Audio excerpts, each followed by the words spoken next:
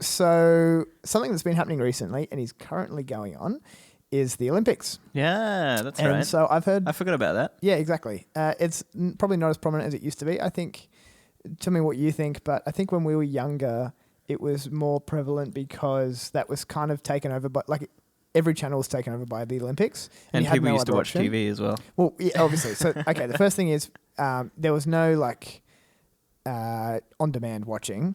So you just watched whatever was on the schedule on the TV. Yeah, and then YouTube when wasn't even a thing. YouTube wasn't really a thing. You could read a book, I suppose, or jump on a trampoline. Yeah. But so then once every channel, it felt like, maybe it wasn't, but it felt like almost every channel was taken over by the Olympics. I guess everyone just had to watch it. And so that's all you talked about. Yeah, yeah.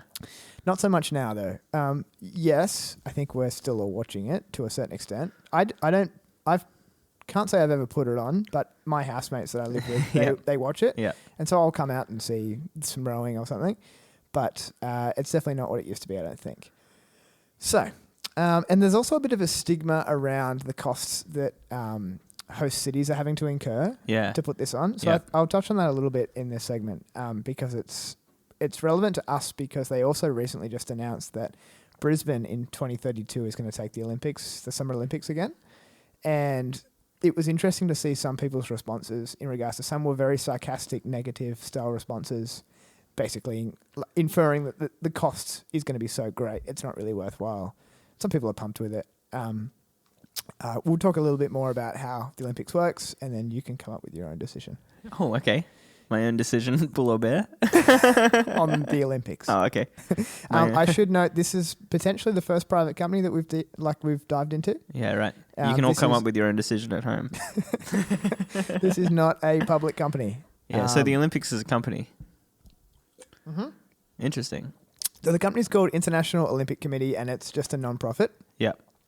And it was established in 1894 on the 23rd of June. 1894. In Paris. And it's currently based in, I did practice this, it's currently based in Here we go. Lausanne, Switzerland. Ah, nice. Which is termed the Olympic capital. I guess that's, their promotion for tourism. And during World War One, as I said... It's not Mount Olympus in Greece? No, that's right. Interesting. And so during World War One, the committee decided to move the headquarters from France, where it was originated, to Switzerland because it was a neutral ground. And during World War One and during World War Two, I wasn't alive, but apparently the Olympics still happened. Yeah. And so even at times where countries are at war, there's also their athletes that are challenging each other on the field and stuff. That's really interesting. Which is really interesting psychologically. And so they built a new headquarters in 2019 in Lausanne, and it was to mark the 125th anniversary of IOC, which is how I'll refer to International Olympic Committee. Ah, yes. And it's actually really worth looking into. It's called Olympic House, and we might have a little photo of it up here. And it's a really beautiful building. It's like a sustainable green building. It's got solar panels all over the top, and it's like kind of like funny. It's like a funny flowing shape, and it's a really beautiful building. It's awesome, and so basically the IOC president, who's the top dog in the organization, is Thomas Buck, we'll go with that, and and he's born in Germany. And so he was actually an Olympic fencing champion in 1976, which seems like a really long time ago, and 2006. And wow. Yeah, so big gap between these two championships. A lot of time to training. And so he would have been in college during his first run at the Olympics in 1976, and then obviously he's a bit older in 2006. But I guess fencing is a different vibe. You can probably be a bit older for that. A bit like shooting. Not quite like shooting, but similar. Still got to be relatively athletic, I guess. I think you do have to be... A lot of technique, maybe. Yeah, probably a lot of technique. Probably not a lot of people who want to do fencing. So He's saying he has an advantage because he can maybe there was no one else. No. Do you ever think that there's sports like that? Like there's some random sports. I should have actually looked up some interesting Olympic sports. But there are some sports that you wouldn't even know the name of, and yet there are people who are like champions in those sports. Yeah. It's like, You are only no. There's a chance that You're not that someone good. else is probably better at that sport, but they just didn't know it They existed. just didn't. They weren't bothered to to sign up. That's all I'm saying. Something interesting about the if I can interrupt you. No, please. Something interesting. The climbing was in the Olympics for the first time. Climbing, yes. This year, That's and right. they have 3 separate events, but only 1 gold medal.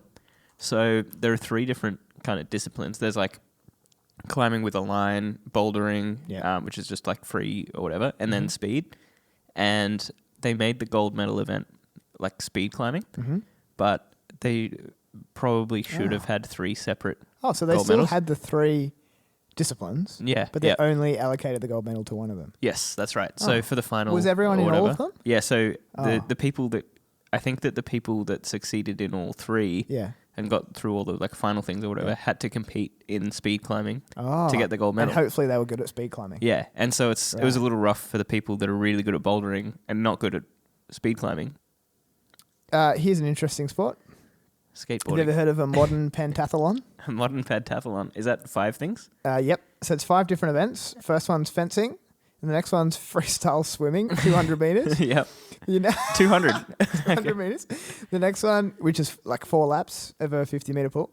And then the next one is equestrian show jumping, 15 jumps. Equestrian, like on the horse. Yeah.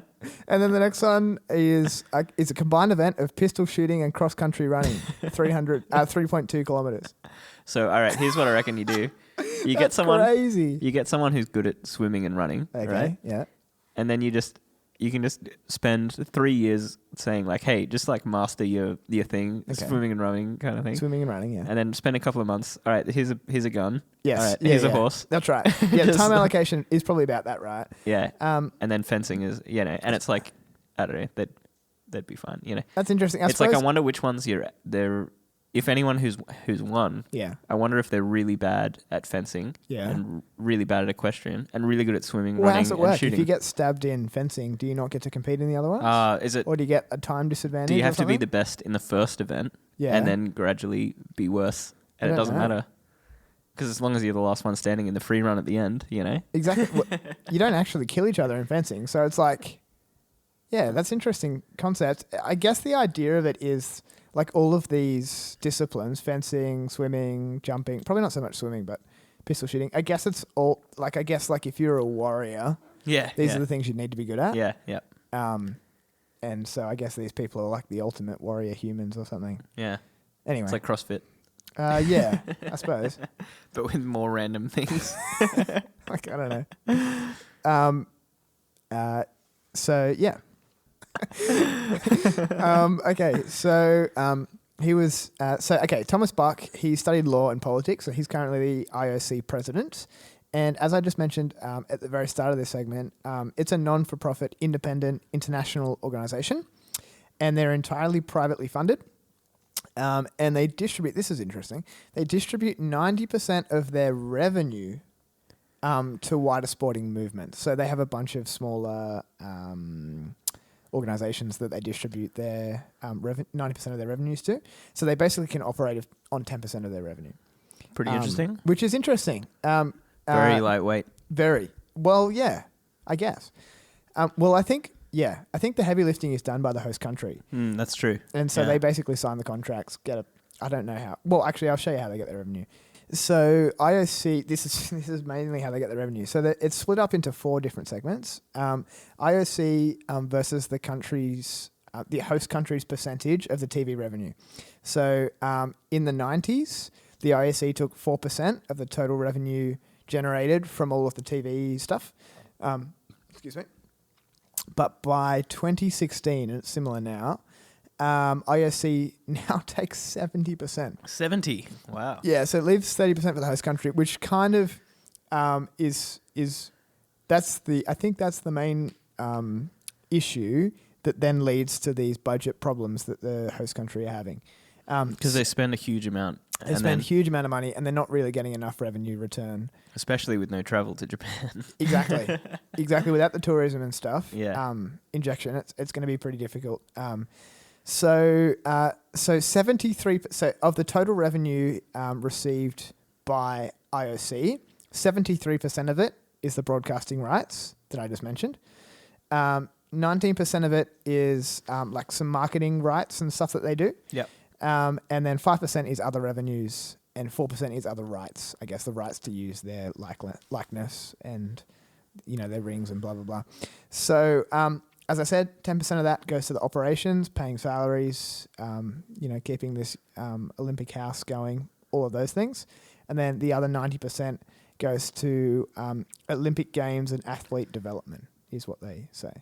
So goes to funding whatever they deem necessary to develop upcoming athletes and stuff. So that could be, I know they invest a lot of that money into the youth Olympics games and stuff, which doesn't really generate a lot of revenue, but is definitely a stepping stone to the actual revenue generator, being the Summer Olympics. Worth noting at this point that there is also Winter Olympics that I won't be focusing on that much. Yeah. Because no one cares. Yeah. No, people care. People care. People care. Yeah. Yeah. So people that like skiing or something. Who knows? I didn't watch it. I think that is in it. So the Olympics is held. Do you know how many days the Olympics is held over? 45. No, 45. I don't know. How many? What? Well, you tell me. I don't know. I guessed that. That was a guess. But you've seen the Olympics before. Slammed it's not for like guessing. You've never seen it. It's on right now. Yeah, I know it's on right now. 30. It's not on for like a month. 20. No, not 16. 16. Okay. Sorry, I shouldn't have been so judgmental, but that was a funny Never guess. guessing anything. And so they require generally over about 35 different venues required in the host city to provide. So of recent builds, the village that they need to build usually costs about $3 billion. I'll go in a little bit more depth in a minute as to what they require for that. I'll do a little bit of a deep dive on Tokyo. They are required to hold, which usually means building media TV facility, which usually has a cost of around $1 billion, which is pretty hectic. They also need to additionally build a media village, green spaces, the ceremony space. They need to have adequate transportation amongst the venues. And so that often means building metros and like pretty substantial things. And one interesting point is they're required to have special lanes or specific access for IOC executives. Yeah, right. Yeah. That's fun, isn't it? And must be nice. And so that's why it kind of requires 10 years of planning. Yeah. So it's 10 years is in their plan. So, yep. So there's a guy named... So Brisbane got 11 to think about it. More than that, right? What did you say, 2032? What year are we in? It's 2021. 2021. No, you're right. And so Andrew Zimbalist... Is he the guy? Is he the... I think it's his name. Andrew Zimbalist. He is a economics professor, and he just studies the Olympics. And so if you watch... I'd say if you watch 75% of any Olympics videos on the logistics or financial side of the Olympics, he'll pop up at some point talking about the economics of the Olympics. Well, he's got to get paid for something. Well, yeah, I don't know how he monetizes it, but he's got a couple of books. Yeah. One of them's called Rio 2019, Olympic Myths, Hard Realities. And so I think he's a bit critical of the economics related to the Olympics, rightfully so. And so, he just seems to be right amongst it, and that's his niche, which is a funny niche, but I guess it works for him. He gets a bit of screen time. So the history of the Olympics, quite simply, is in 1896 was the start of the first really international games of the Olympics, and that's back when you couldn't have women. You're not going to go back to... No. So not going back to like ancient Greek. 0 BC. No, just starting with like the first international style Olympic Games that we the now modern know. Olympics. Right, Yeah. the modern Olympics. Let's call it that. Under the IOC, I guess management, and so there was no women at that point. In 1936, the Berlin was the first to actually broadcast the Olympics, and for it to start to be tailored towards TV viewing as opposed to live audience. But that was only 50,000 viewers in a nearby stadium that they were broadcasting to.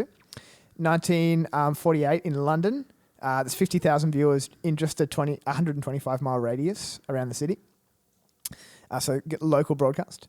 And then 1960 in Rome was the first international broadcast. So 1960, finally reaching millions of people. Yeah. Well, that's the only time when they really could do that. Though, Exactly isn't right. It? Yeah. No, of course. Yeah. And so 1968 in Mexico City saw 17% of the world having access to it, which was about 6 million people at that crazy. point. Yeah. To put that in perspective, we now, in the opening ceremony this year for Tokyo, we had just under 17 million people watching it. Yeah. Which is a lot. And 1976 in Montreal was really the start of things getting worse, because at that point, I guess hosting cities are seeing the notoriety and seeing the ability to make your city look better than everybody else's. And so cities are investing huge amounts of money in basically playing the who looks better game. Yeah, yeah. And so their budget in Montreal in 1976 was overrun or over budget by 10x. So yeah, wow. Approximately. So the original budget was $120 million, and they ended up spending 1.5 billion. Which is pretty crazy. And so it wasn't, so that was in 1976. It wasn't until 2006, 30 years later, that was finally paid off. Yeah, yeah. And it's for a few factors. They say it's because of increased steel costs. They had a bunch of workers strike, stuff like that. But one thing that came out of it was the Montreal metro system, which they think brought a bit of a return back to the city. So it's good. It can be good for, Yeah, so there's some good elements. We can't be too critical.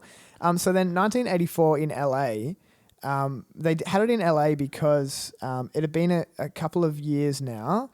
So they'd done 1976. I don't know what they did in 1980. And then in 1984, now cities are seeing that, well, it's got this bad reputation of just making cities broke, basically. Yeah, yeah. And so no one wanted to bid for it. And so in 1984, LA took it because no one wanted to host. And because LA was already so well structured, because they were already so well structured in regards to facilities in the city and transportation and stuff like that, they actually, from the budget, had a surplus of $250 million.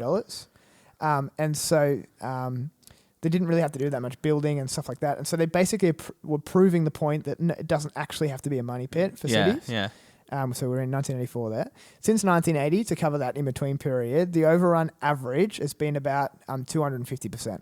Okay. So it really hasn't gotten any better. So no one's good at budgeting, is what that says. So I've got like a little graph here that we can pop in, a little column graph. And so Beijing, for example, in 2008... Oh, you're right. Atlanta, 1996. Yeah. Beijing in 2008, their budget was, well done. Their budget was about 16 billion, and they spent in the vicinity of 45 billion. London budget was about 5 billion, and they spent approximately 16, 17 billion.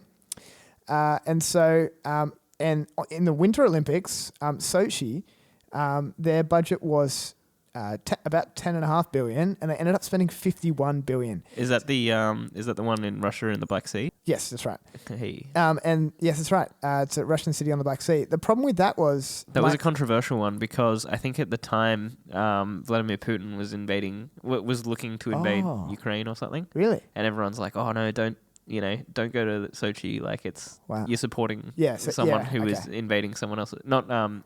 Crimea, I think." And the interesting thing about the Winter Olympics, the reason why that cost is so great, which is the highest cost we've ever seen at any games, is because they had to pull down all of the trees on mountains and put in like ski infrastructure and all that kind of stuff. Could have done it somewhere where there already was a ski slope. Let's deforest this whole mountain. So it brings up some environmental issues as well. And so I've got another bar graph here, a column graph showing the bids put in from host cities over time from 2002 to 2024. And so 2002, we had 9 bids, 2004, 11, 2012 we'll skip to, there's 9 again, 2016 down to 7, 2018 down to 3, and then 2022, 2024, obviously we're talking winter and summer here. Yeah. 1 and 1. So the trend is trending down in regards to interested cities who want to bid again. Yeah. Which is similar to what we were talking about With the 80s. Yeah, back in the 80s in LA. And so the IOC in 2014, to basically try to mitigate this, they did two things. So as they were seeing there wasn't a lot of interest in 2004, 2028. So 2024, 2028 Summer Olympics, there wasn't a lot of bid interest. They basically allocated them straight away to Paris and LA. Okay. So 2024 is Paris and 2028 is LA. Yeah. So I think they're trying to implement the same strategy in the 80s that they did with LA. So they want to prove that in 2028 LA can host it and really not have to build much infrastructure and see it be more of a profitable endeavor, to then, I think, try and bolster some more interest again and increase the bids for future years. So the second thing was they've created an agenda. So in 2014, they released a 2020 agenda, kind of like goals for 2020 vision, whatever. And so it was 40 actions to shape the future of the Olympics. And 3 of them that are relevant to this is, the first one was they want to evaluate bid cities by assessing key opportunities and risks. The second one is reduce the cost of bidding.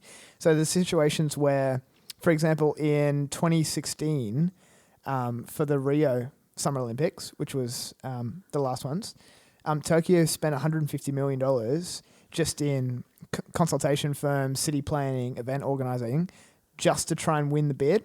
And then they didn't even win it. Yeah, right. Okay. So they try and reduce that cost. And then the other one was including sustainability in all aspects of the Olympic Games. So the Olympic house that they've built is sustainability green focused.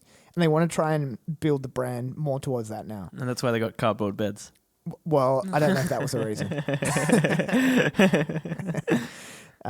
Well, you still have to chop trees down. I don't see how that's sustainable. Anyway. No, you just take the bark off. Okay. Do you know how cardboard's made? And so that brings us to the Rio Games, which I'll talk about super quickly. So as I said, Tokyo spent $150 million and they didn't win it. The budget that Rio set once getting the games was $2.8 billion. The actual cost was $20 billion. And so some of the costs were $2 billion towards sports-related venues, as you'd expect. And that's sports-specific venues that really didn't see any future value to the city. Some of that might have been building specific infrastructure that was then torn down or whatever.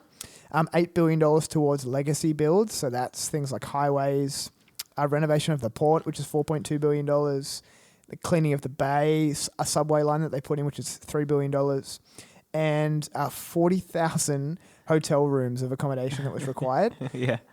And so they required 40,000 and they had to construct 15,000 more because they only had 25,000 or whatever. And so the intention after the games was to use these as luxury apartments, but still to this day, most of them are still vacant. And they actually cost the city $14 million a year to upkeep. Oh, right.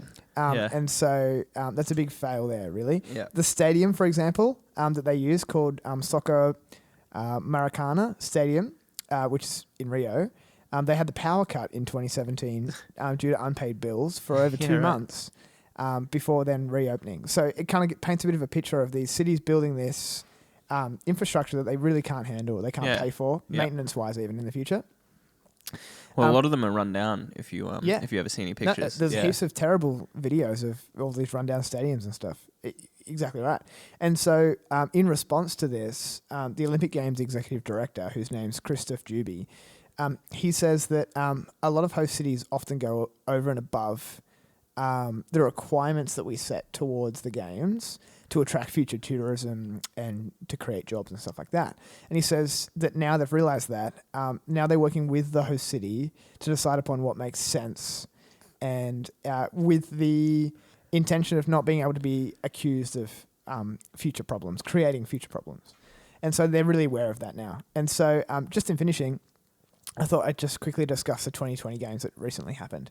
So the bidding process saw the US place the first bid. Tokyo then put in their bid, as did Madrid, Istanbul, Baku, and Doha. And it was a 2-year evaluation process, which cut into the 10-year time. So they ended up only having somewhere around 7 years to plan the Tokyo Olympics. They ended up having an additional year, but Yeah, true. so it's this really cool document which you can go on online and look at if anyone's really interested, because there's more in it than I've taken out. But there's a thing called Host City Contract Operational Requirements, which is literally like this long 273-page PDF, which is the document that's given to Tokyo to put on the Olympics. Okay. And I'll give you some things in it because it's really interesting. Okay, all right. Because the idea is they want to, the Olympics needs to be to a certain standard, and it needs to be consistent across years. That's the two main objectives of this document. And so here's some things that it outlines. So there needs to be, so for this Tokyo Olympics, some of the stipulations were there needs to be weather stations to be installed at least 3 years prior to inform the IOC of weather patterns in creation of their schedule. Yeah. So that needs to, then stations need to be located anywhere near any of the facilities that they're going to do the venues, like the venues that they're going to have sporting arrangements in. Yeah. So if they're, doing surfing down at the beach or whatever, they need to have a station there, blah, blah. It needs to be 16 days. The accommodation for this particular year required 41,177 hotel rooms just for the individuals associated with the games, which doesn't include athletes. Yeah, okay. To put that in perspective, that's almost half of all the hotel rooms in Tokyo, and Sydney has about 20,000 hotel rooms available. So that kind of paints a bit of a perspective for you. So to solve that problem, because they're obviously assuming to have all the tourists there, they had this plan to dock all these cruise ships in the harbour and use them as like as hotel additional rooms. hotel rooms for like tourists and stuff like that. Yeah. Obviously, they didn't need that. Yeah. And so the Olympic Village is a really interesting one. So they stipulate a lot of things with that. So the Olympic Village has to be within 30 kilometres or a 60-minute drive of every venue. Wow, okay. So what that means is if you have a venue you that's... could put it a really long way away and put a super highway to every... Yes, or you need to, or you need to build a second Olympic Village. Yeah, wow. So you need to have them all within 30 kilometres or 60 minutes, or you need to build another village. And there's instances, I think it was, again, in that Winter Olympics in wherever that was, or wherever I said it was. Sochi. Yeah. Obviously, Winter Olympics, you're up on, up in the ski fields, and then you're down here doing this in an ice rink or whatever. Yeah. And so they did have to build multiple Olympic villages, which is obviously pretty costly. Yeah, that's which crazy. Added to the cost. But for no grace for any further travel, No. It's like you train for 4 years, you can't sit in a car for 45 minutes, And so it must accommodate for this particular Tokyo Olympics. They calculated 16,000 people. So I assume that's 16,000 athletes approximately. And the bedroom sizes, for example, have to be 9 by 9 meters, and a double bedroom has to be 12 by 12 meters at least. In the Olympic Village, it must have an Olympic merchandise store, must have a bank, must have a photo store, must have a hair salon, a florist, a dry cleaning service, a travel agent, a post office, and a designated place of mourning. What if someone's going to die in there? Well, actually, now that you mention that, I didn't write this down, but there's also a contractual agreement in the insurance section of the document, and it goes through all the insurances that are required to be undertaken by the host city. And one of them is that if someone is... They must have an insurance that covers minimum of $80,000 USD payout to anyone who dies or has more than 59% disablement from an event that occurs whilst they're participating in the Olympic Games. 59% disablement. Anything below 59%, and the payout is prorated according to that. Wow. So I was talking to someone today about that, and they said, well, they mentioned an athlete who tore some ligament down in their foot. Yeah. It's got to be like a 2% disabled. And I said, well, yeah, if they're 2% disabled, they're going to get some sort of payout because they would have had an insurance policy related to that. And that also, on the document, includes terrorism. Yeah, wow. So It's good that they got that covered. Yeah. Yeah. So McDonald's. So McDonald's are a major sponsor of the Olympics because we all know everything at McDonald's is very healthy, and Yes. Olympians eat that a lot of the time. Yes. And so McDonald's set up, and again, you can find it if you look in the cafeteria section of this document. There's a space which is very ambiguously left blank, which says McDonald's on it, but it doesn't have any details. And so they set up a McDonald's. They set up a temporary McDonald's in the village. Yeah. And it looks like a normal McDonald's. They have all the menu, but they have no prices. And the idea is that the fact of having the McDonald's there and having athletes eat McDonald's is enough of a promotion to bring enough value for them to do that. And so that's a recurring thing that happens every time they do it, every 4 years. Which is interesting, yeah. Yeah. Another thing that I think's interesting is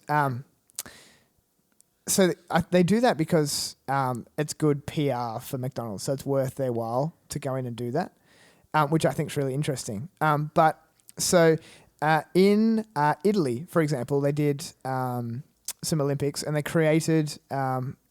built an Olympic village, and right now it's derelict and there's just squatters inhabiting it. Yeah. But in Sydney, I don't know if have you seen the Olympic Village in Sydney? Yeah. Yeah. Okay. So the Olympic Village in Sydney is just like a neighborhood. They've just made it into residential houses. So people just live in them. Yeah. Which is good. Which is what you want. Like, it's perfect. It's what every other country should have done. Yeah. I think attempted maybe to do. Yeah. I was there probably a year ago, and I had to pick up pick up an organ that someone had bought, and I had to help them pick it up in Sydney.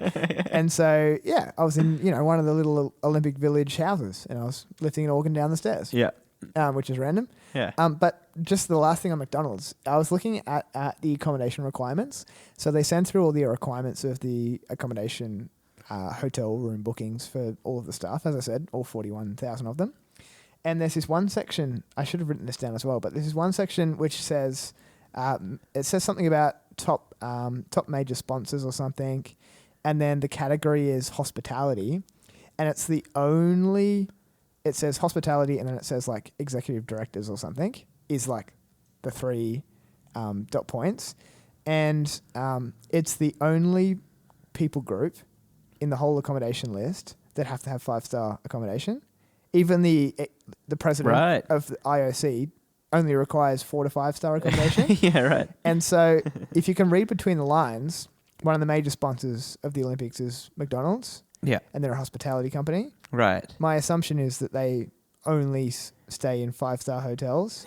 Yeah. And so that's the only group of people that are stipulated on the document that must have 5-star, not 4 to 5-star. So the McDonald's workers have to, not the McDonald's workers, the McDonald's executives. Right. Okay, so in Tokyo, there was 3 categories of venues. They did temporary venues, they used existing venues, and they constructed some new venues. So of temporary venues, they did stuff like canoeing, climbing, beach volleyball, and sailing. They just set up a bunch of infrastructure and they tear it all down. Yeah. For table tennis, they use existing venues, and for swimming and diving, they constructed a new aquatic centre. But for them to do that nowadays, the Olympic Committee have to publish a detailed post-games plan to prove that the construction of this building is actually going to bring value to the location or community. Yeah, because of all the failed because of all the previous fails.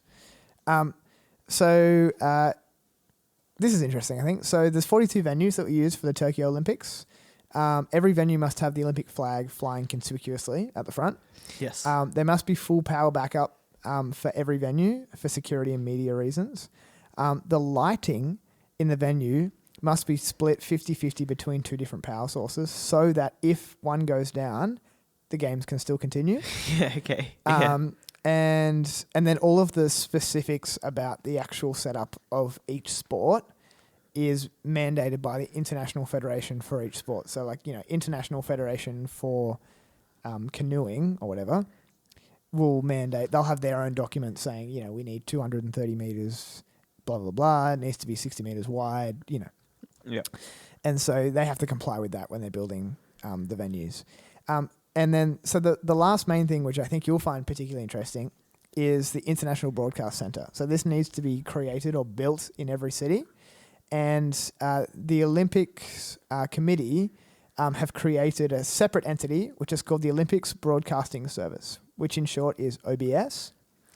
And it was established in 2008, and they're the host broadcaster for all games.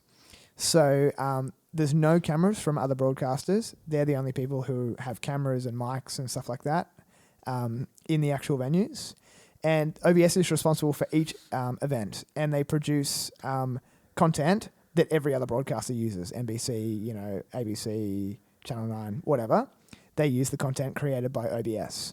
And so broadcasters may be at the events, and they may talk over the feeds, but they don't have control over the feeds. Yeah, okay. So they basically they get piped. And so that's why we were watching, like a couple of weeks ago, we were watching the ping pong, but it was just this super wide shot of just the stadium. Yeah. And that's all they had. I guess that's all, whatever we were watching. What was that? Yeah.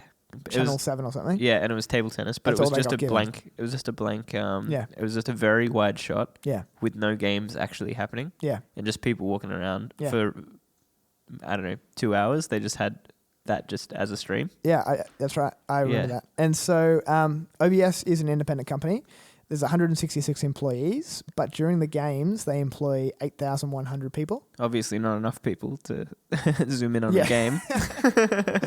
At the event, there's usually around 6,000 journalists. And their aim for the Tokyo Olympics was to create 9,500 hours of content, which is more than they've ever created. Yes. They use 1,050 cameras and 3,600 mics. And did you see that TikTok account too? Do they? Yeah. I didn't know that. It's funny. So each individual venue of the 42, the cameras are cut individually in the venue. So let's say we're doing ping pong, or table tennis, sorry, and there's 3 cameras. They're all cut in the venue. So there's a team in the venue that produce it and cut it there, direct it. Yeah. And then that feed is then sent back to the International Broadcast Centre. In the International Broadcast Centre, they create for this Tokyo Olympics, they created up to 64 different feeds for the different companies and broadcasters and countries and stuff from that, which then goes back to the individual broadcaster, say it's NBC, and then they have their commentators there that are commentating over top of their feed that they've been given. And so another way the main way that they create revenue for OBS is they rent out space to broadcasters in the International Broadcast Centre. So the IOC stipulates that the International Broadcast Centre needs to have this requirements, needs to be this big, this many rooms, blah, blah, blah. And then the OBS, which is the Olympic Broadcast Services, the independent company, they rent out office space for all of these 6,000 people. So like Channel 7 or whatever would go and set up in there. Exactly. And And so here's some interesting costs that I think you'll find interesting. If you'd like your own private office in the OBS space, which is 25 meters squared, it's going to cost you $5,000 USD. Yeah. Which isn't too bad for the full duration of the game. $5,000. Like if you're, Channel 7, that's nothing, right? Yeah, yeah. But if you want 2 wall plugs to plug your stuff in, extra $800. They get you on the extras. If you want high-speed internet connection, which you obviously would, $19,000. You can't commentate if you don't have high-speed internet. If you want some radios, so you get an empty room for $5,000. Yeah, you do. $400. If you want a folding table, $67. If you want this is all in the document. If you want a microwave, $100. If you want an electric kettle, $25. And if you want real-time results, $10,000. Real-time results? Well, of course you want real-time results.